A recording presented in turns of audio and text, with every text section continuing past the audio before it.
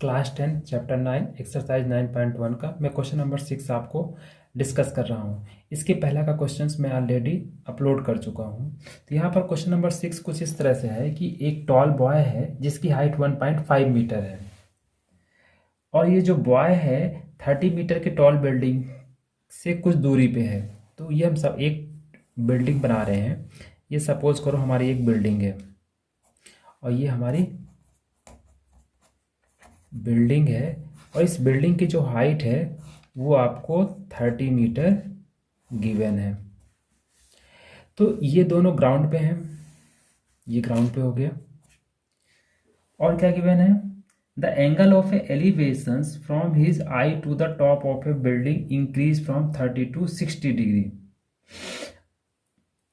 As he walk toward the building. वो कह रहे हैं कि जो ये बॉय है, इस बॉय के आंखों से और इस बिल्डिंग के टॉप में जो एंगल ऑफ एलिवेशन है वो 30 डिग्री, पहले आपका 30 डिग्री है। तो ये इस लाइन के हमने यहाँ से पहला ड्रॉ किया, तो यहाँ पर 30 डिग्री।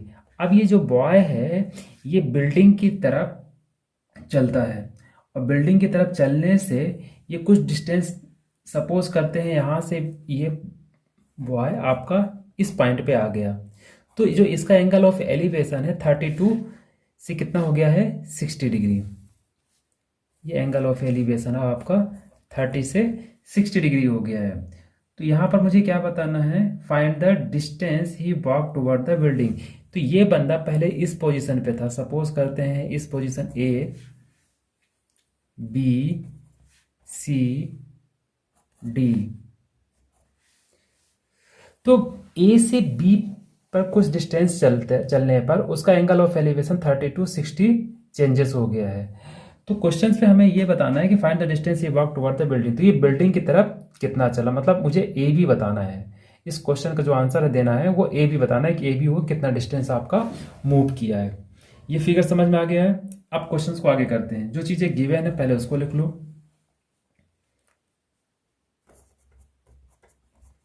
गिवन है आपका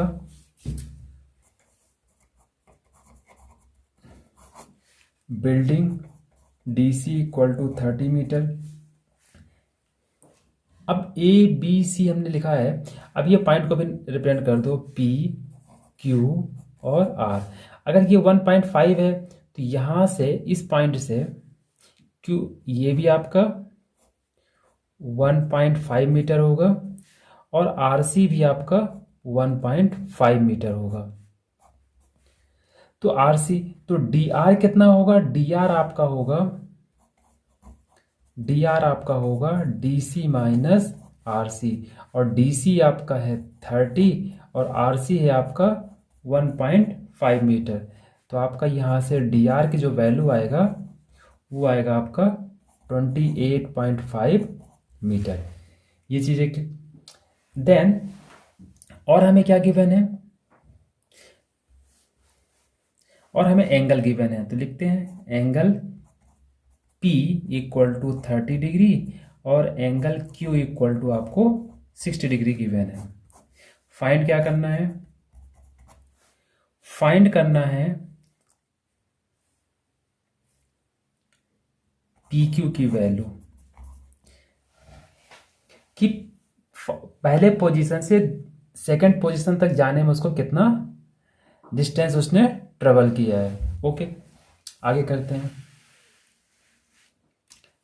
अब हम क्या करेंगे? सबसे पहले बड़ा वाला ट्रायंगल लेंगे, ये वाला triangle D P R in right triangle P R D, P R D. जब ये बड़ा वाला आप ट्रायंगल्स आप लेते हैं तो आप यहां पर पहले D R upon P R लिखिए, D R upon P R. अब डी आर क्या है? डी आर आपका थीटा के सामने वाला, ये आपका क्या कहलाता है? परपेंडिकुलर। और थीटा और 90 के बीच वाली जो साइड होती है वो कहलाता है आपका बेस। तो ये आपका क्या हो गया, परपेंडिकुलर अपॉन बेस। और परपेंडिकुलर अपॉन बेस जो होता है वो आपका 10 का रेशियो होता है, तो 10 यहाँ पर पी। अब 10 पी, और जो पी की वैल्यू गिवन है वो आपको 30 डिग्री गिवन है, और डी आर अभी आपने फाइंड किया है 28.5, और पी आर आपको फाइंड कर लेते हैं। 30 डिग्री की जो वैल्यू होता है वो 1/√3, 28.5। पी आर की वैल्यू आपको फाइंड करना है, तो यहाँ से आपका क्या हो जाएगा, क्रॉस मल्टीप्लाई करेंगे तो आपका 28.5√3, ये आपकी पी आर की वैल्यू मिल जाएगी। अब सेम इसी तरह से हम छोटे वाला ट्रायंगल डी क्यू आर पे पाइथागोरस ट्रिग्नोमेट्रिक रेशियो लगाएंगे। In right triangle QRD, QRD में DR upon RQ, DR upon RQ। DR theta के सामने वाली साइड परपेंडिकुलर, और थीटा और 90 के बीच की साइड बेस। तो परपेंडिकुलर अपॉन बेस जो होता है वो होता है आपका 10 का रेशियो, तो 10Q, और Q की वैल्यू यहाँ पर कितना गिवन है, 60। DR की वैल्यू कितना गिवन है, 28.5, ये हमने फाइंड किया है। और RQ की वैल्यू आपको फाइंड कर लेते हैं। 1060 डिग्री की वैल्यू होता है आपका √3, तो 28.5 अपॉन RQ। तो यहाँ से आपका जो RQ निकलेगा 28.5 अपॉन √3। अब डिनोमिनेटर में अगर रूट आ जाता है तो उसको आपको रेशनलाइजेशन करना पड़ता है, तब जाके उसकी वैल्यू आपको एग्जैक्ट निकल पाती है। तो यहाँ पर आप RQ equal to 28.5 into √3 upon √3 into √3 लिखेंगे। अब √3 इंटू √3 आपका हो जाएगा 3, और ये हो जाएगा 28.5 √3। इससे आप इसको डिवाइड करेंगे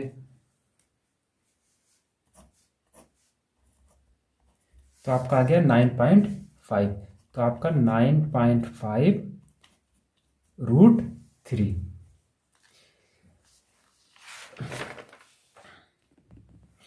तो यहां से हमें RQ की वैल्यू मिल गया 9.5 √3। हमें फाइंड क्या करना था, हमें फाइंड करना है PQ, कि ये जो बॉय है, ये टॉल बॉय है, ये P से Q कितना डिस्टेंस ट्रेवल किया। तो PQ कैसे फाइंड करेंगे, PQ फाइंड करने के लिए आप PR में से PQ फाइंड कैसे कर सकते हैं, PQ आप फाइंड कर सकते हैं PR माइनस QR, इस तरह से आप PQ फाइंड कर सकते हैं। तो आप ये सब वैल्यू आप इसमें पुट कर दीजिए, तो यहां से आपका क्या हो जाएगा,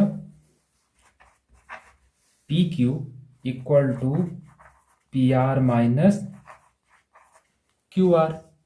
अब PR की वैल्यू आपका क्या है, 28.5 √3, और QR की वैल्यू है आपका 9.5 √3।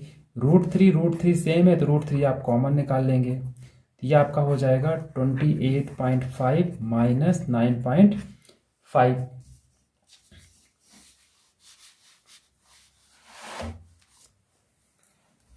तो ये आपका आ गया 19 इंटू √3 मीटर। तो ये आपका PQ की वैल्यू आ गया। हैंस आप यहां लिखेंगे, hence he walked 19 √3 metre toward the building, towards the building. तो ये 19 √3 मीटर्स ये बिल्डिंग की तरफ चला है। अब करते हैं next question.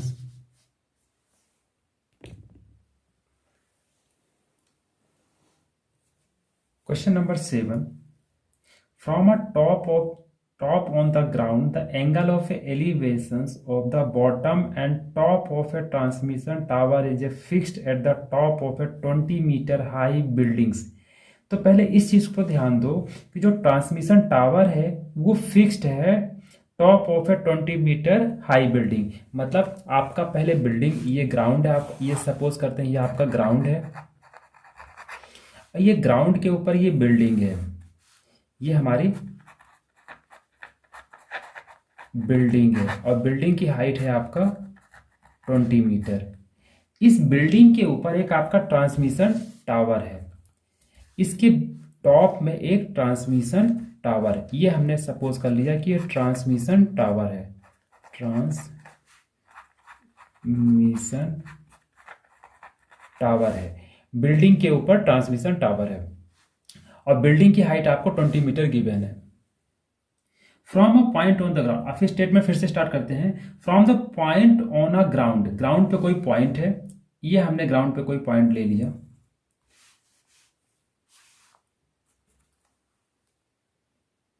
The angle of elevations of the bottom and top of A transmission tower.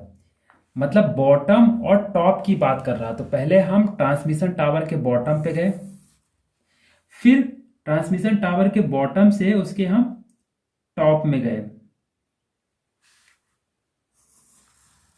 तो एंगल ऑफ एलिवेशंस जो है आपका वो आपका 45 to 60 रिस्पेक्टिवली, मतलब पहले बॉटम पे बात किए हैं फिर टॉप पे, तो 45 आपका दिस एंगल होगा और ये जो टॉप पे है वो आपका 60 डिग्री होगा। तो इस तरह से हमारा ये डायग्राम कंप्लीट हो गया। तो अगर हम यहाँ पर इसको P Q R और S, तो यहाँ पर क्या गिवन है, पहले गिवन लिख देते हैं,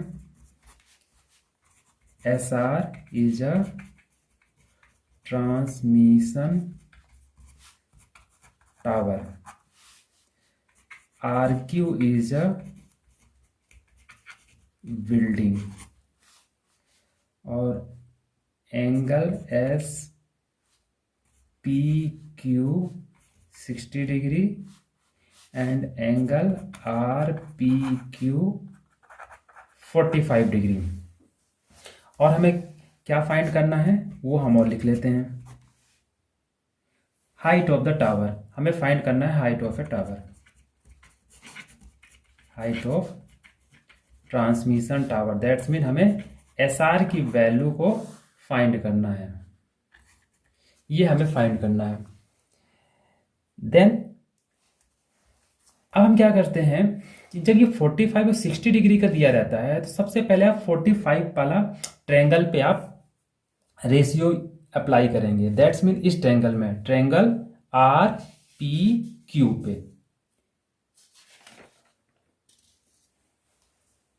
इन right triangle PQR 10 45 degree equal to ten theta equal to क्या होता है, परपेंडिकुलर अपॉन बेस। तो यहां पर आपका क्या होगा, RQ अपॉन PQ। मैं पहले बता चुका हूं कि जो चीज आपको गिवन रहता है वो और जो चीज फाइंड करना है उसमें रिलेशन आप देखा करो, दिस अपॉन दिस। तो ये आपका 1045 और 1045 क्या होता है आपका 1, RQ की वैल्यू आपका 20 है और PQ आपको निकालना है, तो PQ इक्वल टू आपका 20 मीटर हो गया। इसीलिए मैंने कहा था कि 1045 हम सबसे पहले करते हैं, 1045 को हमें पहले, इससे क्या होता है कि आप जब क्रॉस मल्टीप्लाई करते हो तो ये दोनों साइड परपेंडिकुलर और बेस 45 डिग्री केसेस में दोनों इक्वल हो जाता है, ये 20 है तो आपका PQ भी क्या हो जाएगा 20 मीटर। अब हम क्या करते हैं, बड़े वाले ट्रायंगल पे अप्लाई करते हैं, इन राइट ट्रायंगल SPQ, तो SQ upon PQ, SQ upon PQ। अब SQ क्या है आपका, SQ आपका परपेंडिकुलर है, PQ आपका बेस है, तो परपेंडिकुलर अपॉन बेस जो होता है वो 10 का रेशियो होता है, 10P, और 10P यहां पर गिवन है 60 डिग्री। SQ को हम लिख सकते हैं SR प्लस RQ और PQ को मैं लिख सकता हूं RQ from first, from equation first. क्यों?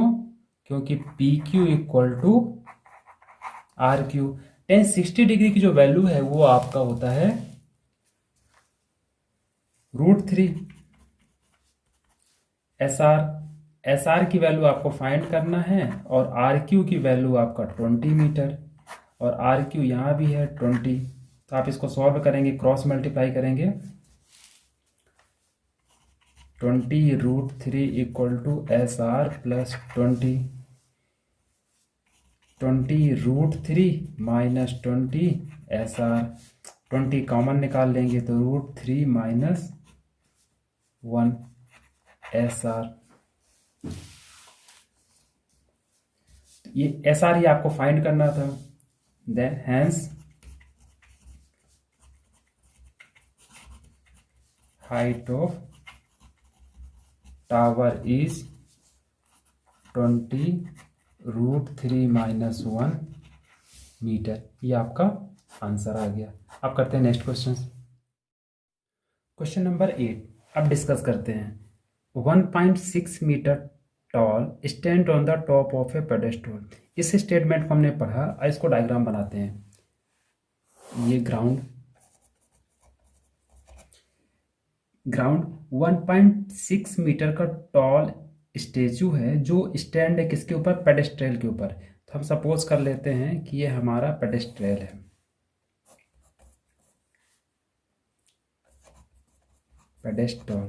पेडेस्टल वो बेस होता है जिसके ऊपर कोई भी स्टेचू आपका स्टैंड रहता है। तो इसके ऊपर ये हमारा सपोज कर लेते हैं ये हमारा स्टेचू है। अगर आप फिगर में ये सब चीज़ें लिख देते हैं तो दोबारा आपको लिखने की ज़रूरत नहीं है। ये हमारा स्टेचू है। फिर आगे पढ़ते हैं। From a point on the ground, ground की किसी एक पॉइंट से, हमने ये ले लिया पॉइंट ग्राउंड पे। The angle of elevation of the top of A statue is 60 degree. इस पॉइंट से एंगल ऑफ एलिवेशन जो होता है ग्राउंड से अबव देखोगे कितना डिग्री का बन रहा है? 60 डिग्री का। तो आप यहाँ पर इसके स्टेचू के टॉप में आपका 60 डिग्री, ये आपने 60 डिग्री बना दिया। आगे रीड करते हैं। फ्रॉम द सेम पॉइंट, इसी पॉइंट से बात कर रहा है। The angle of a elevation of the top of a pedestal. ये पेडेस्टल के जो टॉप में कितना डिग्री बन रहा है? 45 डिग्री। तो ये हमारा 45 डिग्री।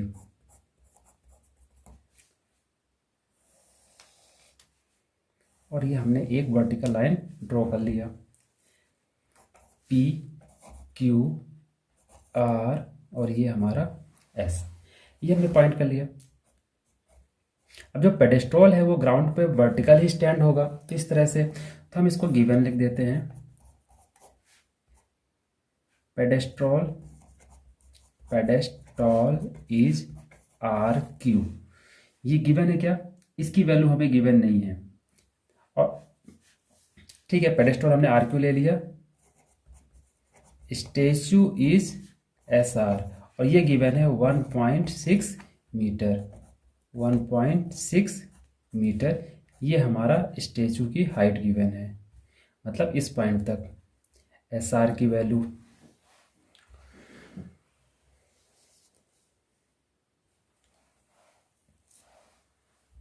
अब ये वाला जो पॉइंट है एक्चुअली यहाँ पर आपका कह सकते हैं, क्योंकि आपका ये पॉइंट पे यहाँ पर आएगा। तो आप ये डायग्राम इस तरह से बना सकते हो, या फिर इसको आपको मैंने समझाने के लिए ये पेडेस्टल कुछ इस तरह से बनाया है। तो क्योंकि टॉप का बिल्डिंग आपको यहाँ से अगर आप देखोगे तो सिर्फ यही वाला पॉइंट दिखेगा, बट ये अगर इस फिगर को पूरा बिल्डिंग को हटा दोगे तो आपका कुछ इस तरह से आपका ये दिखेगा और आपकी बिल्डिंग आर क्यू होगी। आप आगे लिखते हैं। एंगल एस पी क्यू आपको गिवन है 60 डिग्री और एंगल आर पी क्यू आपका 45 डिग्री गिवन है। फाइंड क्या करना है? फाइंड करना है आपको height of the pedestal. R Q की वैल्यू फाइंड करना है। Height of pedestal, that's mean R Q की वैल्यू आपको फाइंड करना है। जब भी कभी 45 डिग्री गिवन हो, सबसे पहले आप उस ट्रायंगल पे आप ट्रिग्नोमेट्रिक रेशियो अप्लाई करेंगे। तो in right triangle R P Q, तो R Q upon P Q, तो ये आर क्यू जो है वो परपेंडिकुलर है, क्योंकि थीटा के सामने वाली साइड हमारा परपेंडिकुलर होता है और थीटा और 90 के बीच वाली साइड बेस, तो परपेंडिकुलर अपॉन बेस। तो ये किसका रेशियो होता है, ये 10 का रेशियो होता है, तो 10 पी। अब 10 पी की जो वैल्यू गिवन है यहाँ पर 45, तो R Q upon P Q, और 1045 जो होता है उसकी वैल्यू होती है 1, तो R Q equal to P Q. तो क्रॉस मल्टीप्लाई करोगे आप, तो P Q equal to R Q, ये आपका कुछ रिलेशन आ गया। इसको इक्वेशन फर्स्ट, इसीलिए मैंने आपको बोलता हूँ कि जब कभी 45 गिवन हो तो सबसे पहले आप उस ट्रायंगल पे पाइथागोरस थ्योरम अप्लाई किया करो। नेक्स्ट, अब हम बड़े वाले ट्रायंगल्स पे ट्रिग्नोमेट्रिक रेशियो अप्लाई करते हैं। तो in right triangle S P Q, तो यहां पर आपका होगा S Q upon P Q, और एस क्यू आपका यहाँ पर क्या है, परपेंडिकुलर, और पी क्यू आपका क्या है, बेस। तो यहाँ पर ये किसका रेशियो है, 10 का। परपेंडिकुलर अपॉन बेस किसका रेशियो होता है, 10 का। तो यहाँ भी 10 पी। यहाँ पर इस ट्रायंगल के लिए पी की वैल्यू कितना है, 60 डिग्री, तो यहाँ पर आप लिखोगे 10 60। एस क्यू को आप लिख सकते हो S R plus R Q upon P Q.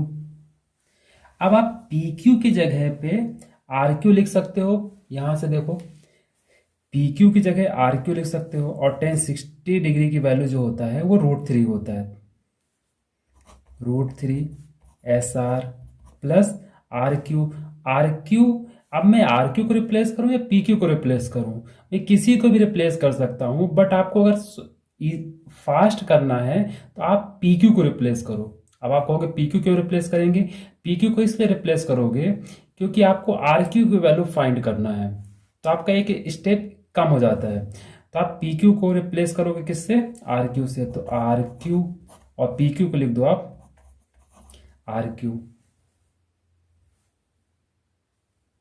और एस आर की वैल्यू 1.6 दिया है, तो √3 एस आर है आपका 1.6 R Q upon R Q. तो अब यहाँ क्रॉस मल्टीप्लाई करते हैं, तो R Q √3 equal to 1.6 plus R Q, तो आर क्यू √3, ये आर क्यू को आप इधर लाएंगे इक्वल टू 1.6, आर क्यू आप कॉमन निकाल लेंगे तो यहाँ से हो जाएगा √3, आर क्यू यहाँ से आएगा तो यहाँ पर आपका 1 बचेगा 1.6। तो यहाँ से जो आपका आर क्यू इक्वल टू हो जाएगा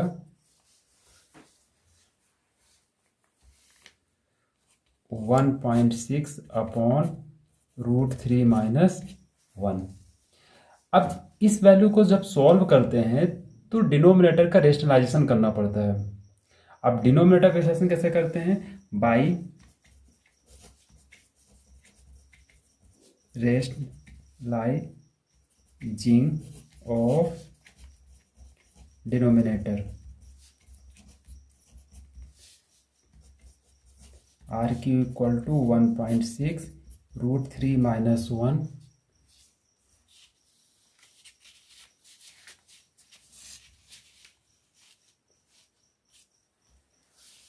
इंटू √3 प्लस 1 अपॉन √3 प्लस 1। अब आप इसको मल्टीप्लाई कर दीजिए, तो ये हो जाएगा आपका 1.6 √3 प्लस 1, और यहाँ पर a माइनस बी, और ये आपका a प्लस बी का कॉन्सेप्ट अप्लाई हो जाएगा। तो यहाँ पर क्या हो जाएगा, ये आपका हो जाएगा √3 का स्क्वायर माइनस 1 का स्क्वायर, तो ये हो जाएगा आपका R Q equal to 1.6 √3 plus 1, और √3 का स्क्वायर आपका 3 होगा और 1, तो ये हो जाएगा आपका 1.6 √3 प्लस 1 अपॉन 3 माइनस 1 2। तो आपका यहाँ से जो आर क्यू है 0.8 √3 + 1 मीटर। तो आर क्यू की जो वैल्यू है आपका ये आ गया। तो आप यहाँ पर फाइनल लिख देंगे, hence height of pedestal R Q = 0.8 √3 + 1 metre. ये आपका आंसर है। अब करते हैं next question. Question number 9 important है। क्वेश्चन नंबर 9 डिस्कस करते हैं। पहले क्वेश्चंस को हम रीड करेंगे, रीड करने के बाद उसको छोटे छोटे पार्ट में ब्रेक करके उससे हम कंक्लूजन निकालेंगे। तो पहले रीड करते हैं। The angle of elevation of the top of a building from the foot of the tower is 30 degree.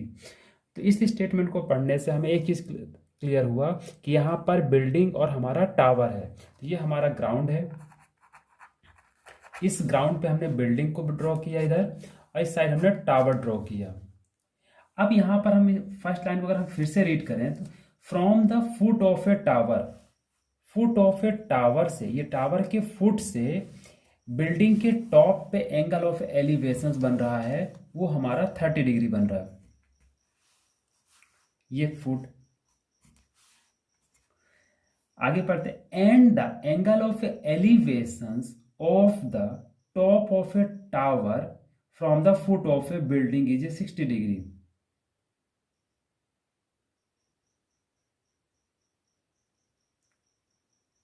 अब देखो यहां लास्ट लाइन से देखो, from the foot of the building, ये बिल्डिंग के फुट से टावर के टॉप पे एंगल ऑफ एलिवेशन जो बन रहा है वो आपका बन रहा है 60 डिग्री। तो ये चीजें बना ली हमने। If the tower is 50 metre high, यहाँ पर गिवन है कि जो टावर की हाइट है वो 50 मीटर आपको गिवन है। ये आपने टावर की हाइट को 50 मीटर आपने रिप्रेजेंट कर दिया। ए बी सी और ये हमारा डी।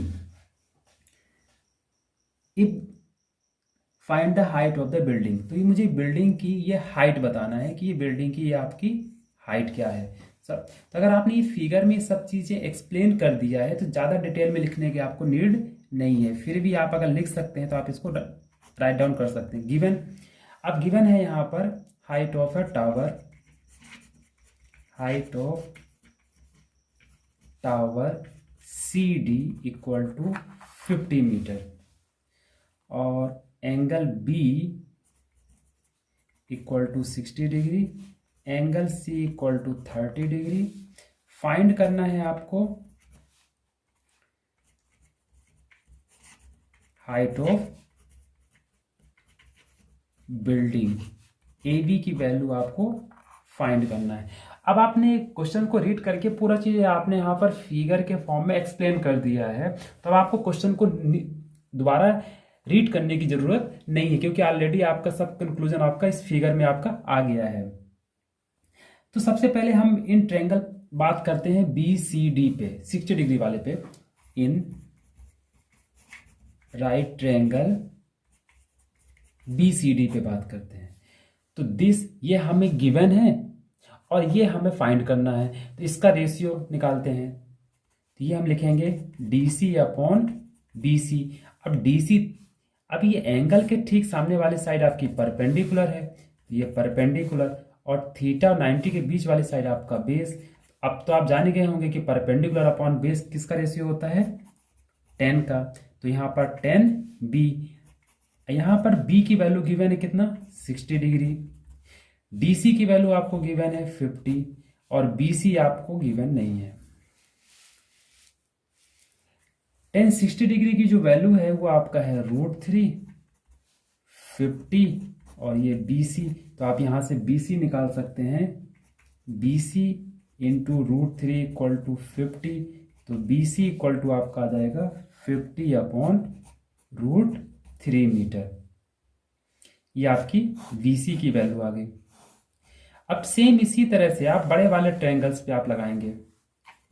इन राइट ट्रायंगल 60 डिग्री पे लगा चुके हैं। अब right triangle A B C पे लगाएंगे। In right triangle A B C.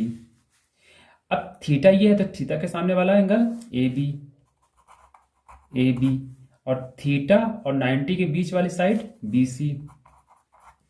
तो यहां पर रेशियो किसका है? Perpendicular upon base.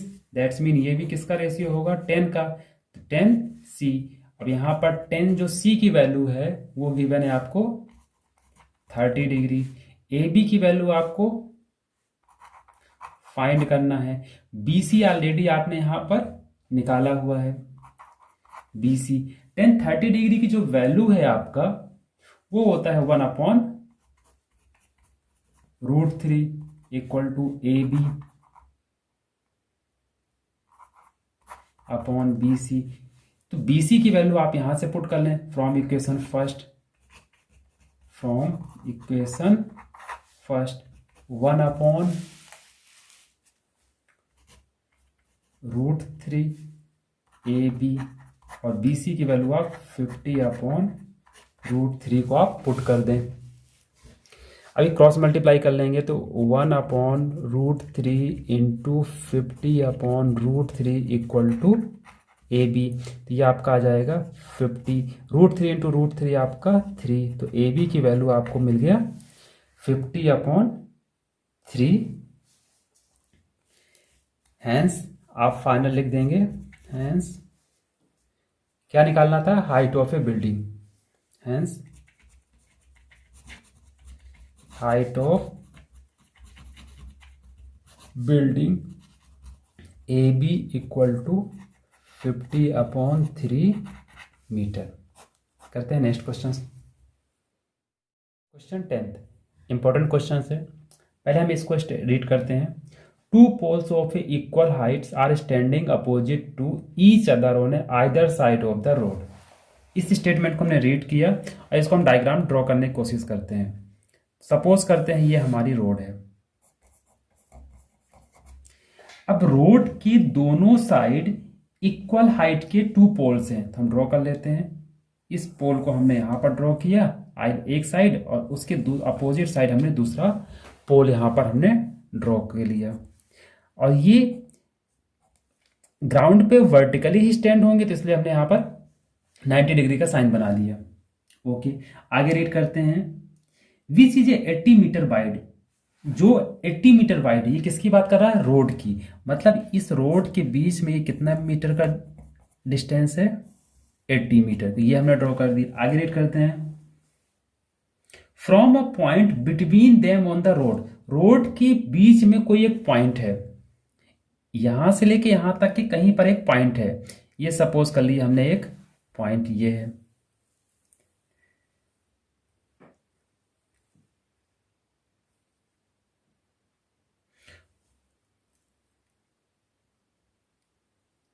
point between them on the road. The angle of elevations of the top of the poles are 60 और 30 degree. मतलब यहां से एंगल ऑफ एलिवेशन, इस पॉइंट से इस पोल पे जो एंगल ऑफ एलिवेशन बन रहा है वो आपका 60 डिग्री बन रहा है, और इस पॉइंट से इस पोल पे आपका 30 डिग्री बन रहा है। अब दोनों इक्वल क्यों नहीं है? दोनों इक्वल इसलिए नहीं है क्योंकि जो पॉइंट है ये मिडिल में नहीं है, रोड के बीच में नहीं है। बीच में तो है बट एग्जैक्ट मिड पॉइंट पे नहीं है। ये इस यहां से यहां के बीच में कहीं भी हो सकता है। और कुछ गिवन है। Find the height of the poles and distance of the points from the poles. मतलब तो ठीक है, आप इसको लिखते हैं ए बी सी, ये हमारा डी और ये हमारा पॉइंट आर। ये हमारा पोल है और ये भी हमारा पोल है जो इक्वल हाइट का है। ठीक है, given let the height of the pole is A B equal to C D. ये हमने height of a pole A B की ए बी ले लिया और सी डी की सी डी ले ली, दोनों इक्वल है, दोनों एक साथ। तो यहां पर लेंथ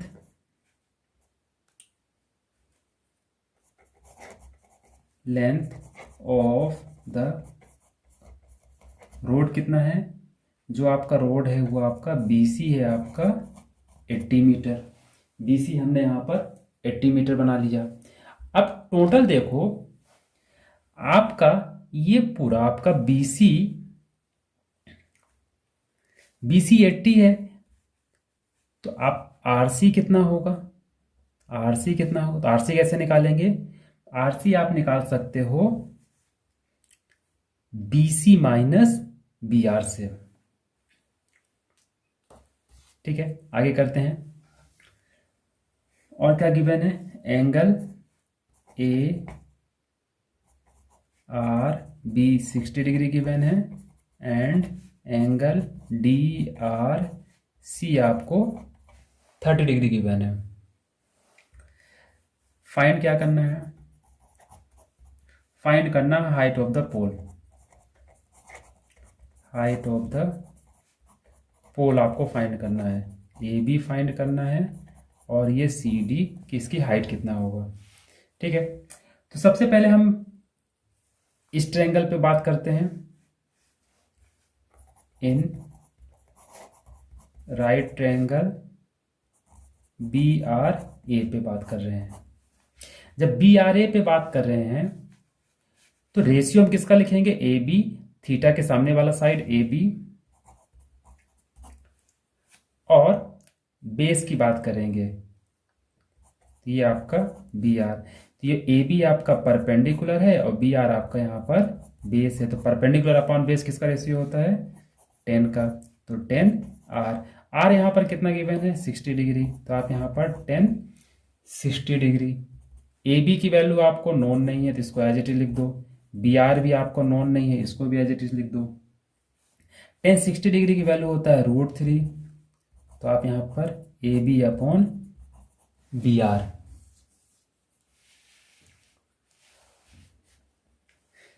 AB अपॉन BR आपने नोट डाउन कर दिया, क्रॉस मल्टीप्लाई करेंगे तो BR √3 इक्वल टू AB।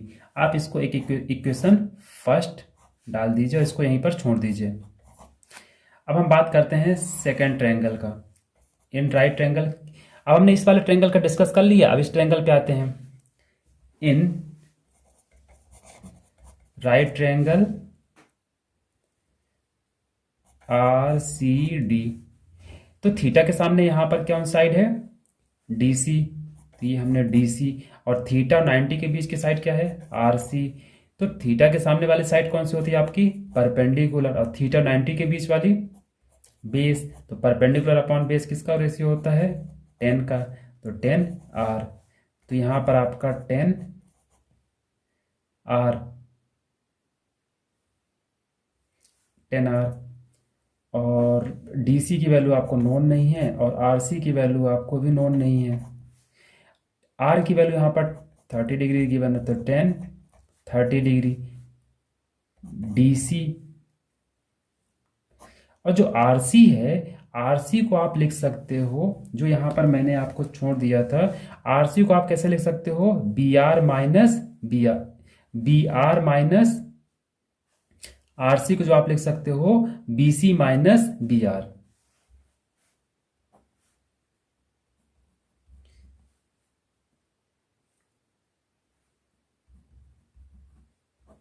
इस तरह से आप इसको लिख सकते हैं। और 10 30 डिग्री की वैल्यू होता है 1 अपॉन √3 DC।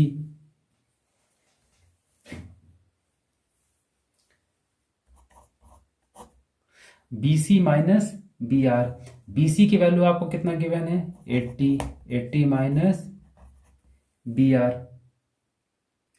और ये जो AB और CD क्या है, आपस में इक्वल है, AB इक्वल टू CD। तो इस CD की जगह पे मैं AB लिख सकता हूं, AB इक्वल टू CD। ये आपका क्या है, गिवन है। तो इसको मैं कुछ ऐसा लिख सकता हूं, 1 अपॉन √3, और यहां पर मैं CD की जगह पे AB लिख सकता हूं, AB 80 माइनस BR। देन इसको क्रॉस मल्टीप्लाई कीजिए। जब क्रॉस मल्टीप्लाई आप करेंगे तो ये हो जाएगा आपका कुछ 80 माइनस बी आर और ए बी इंटू √3। अब यहाँ से आप ए बी की जो वैल्यू है फ्रॉम इक्वेशन फर्स्ट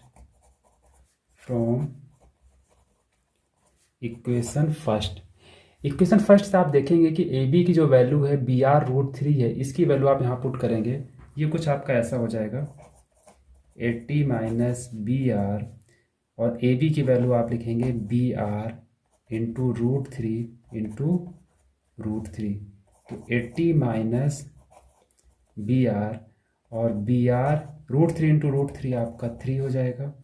तो 83 बी आर, ये आपका 3 बी आर हो गया। इस माइनस बी आर को इधर ले जाएंगे तो आपका प्लस बी आर। इस पूरे चीज़ को आप इधर, इसको उधर लेफ्ट कर दीजिए तो ये आ जाएगा 4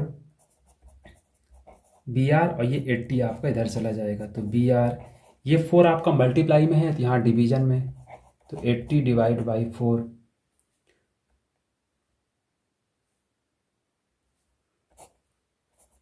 20। तो बी आर की आपकी वैल्यू आ गई 20 मीटर। बी आर की वैल्यू आपका 20 मीटर आ गया, बट हमें निकालना क्या है, हाइट ऑफ द पोल। इस बी आर की वैल्यू को आप इक्वेशन फर्स्ट में पुट कर दीजिए।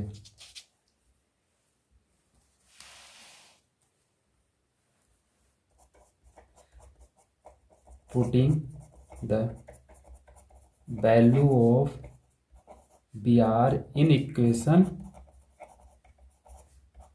फर्स्ट, जब आप इक्वेशन फर्स्ट में पुट करेंगे तो B R into √3 equal to A B, तो 20 √3 इक्वल टू ए बी। तो ये आपको ए बी की वैल्यू मिल गई 20 √3। Hence height of the pole